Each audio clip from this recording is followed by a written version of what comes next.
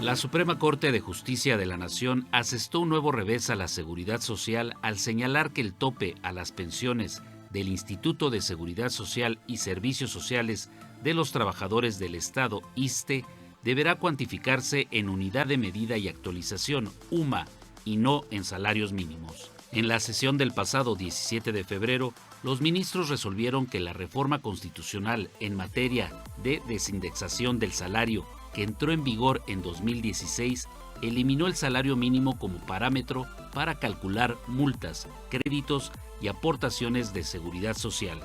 El doctor José Alfonso Bouzas Ortiz, investigador de tiempo completo del Instituto de Investigaciones Económicas de la Universidad Nacional Autónoma de México, calificó la resolución de la Corte como un grave error.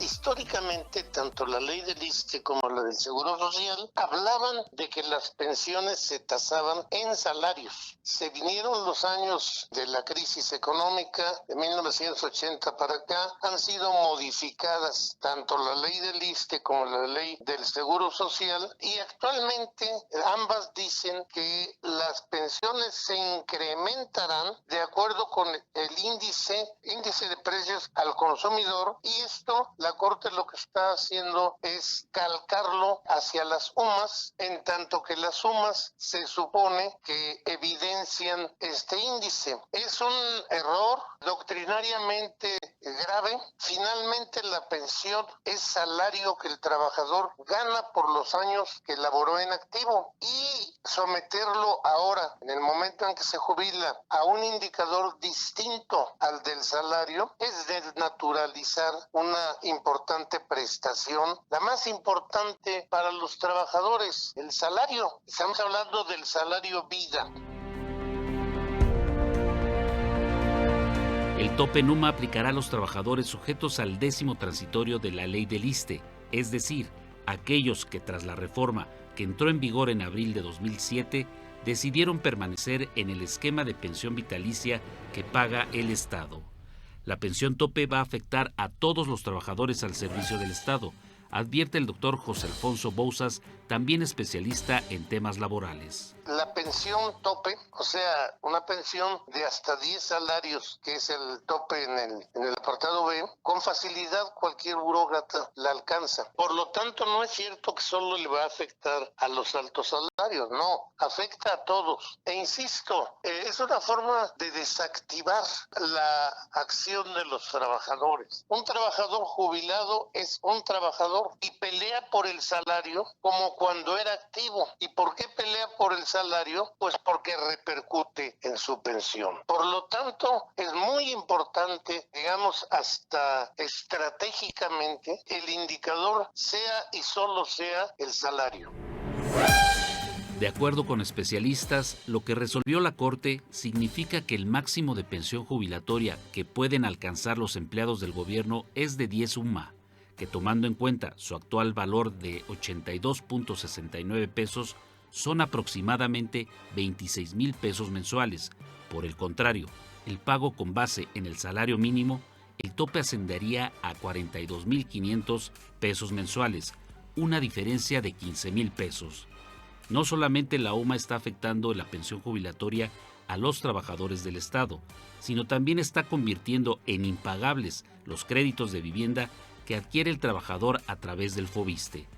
Todo lo que tiene que ver con la relación laboral debe estar tasado en salarios mínimos, no bajo el indicador UMA, asegura para Radio Educación el doctor José Alfonso Bouzas Ortiz del Instituto de Investigaciones Económicas de la UNAM.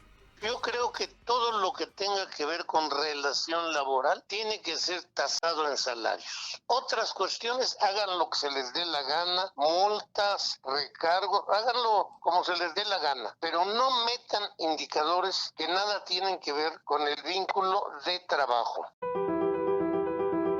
El presidente de México, Andrés Manuel López Obrador, señaló en noviembre de 2019 que su administración analizaba modificaciones para que las pensiones se paguen en salarios mínimos y no en unidad de medida y actualización. A la fecha, no hay una postura sobre el tema.